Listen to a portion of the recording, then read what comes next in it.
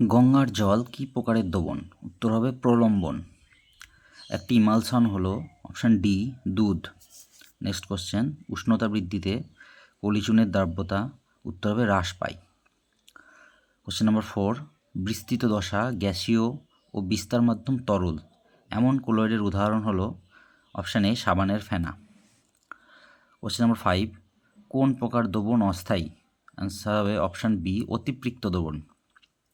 Question number 6, উষ্ণতা বৃদ্ধিতে তরলে গ্যাসের দ্রাব্যতা উত্তর হবে কমে, অপশান এ। গ্রিন ভিট্রিয়লের সংকেত হলো অপশান এ FeSO4 7H2O। এরপর শূন্যস্থান পূরণ করো।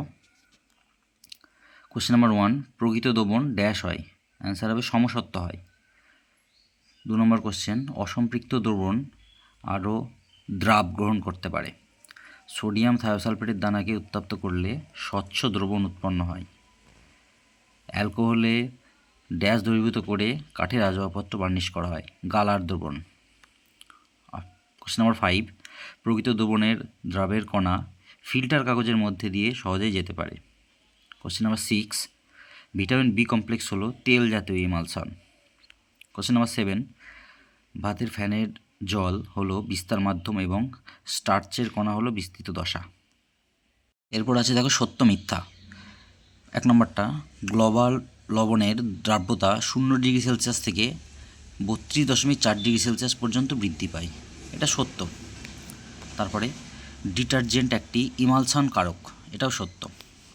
কোশ্চেন নাম্বার 3, প্রলম্বনে দ্রাবের কণাগুলি ফিল্টার কাগজ ভেদ করতে পারে, এটা মিথ্যা।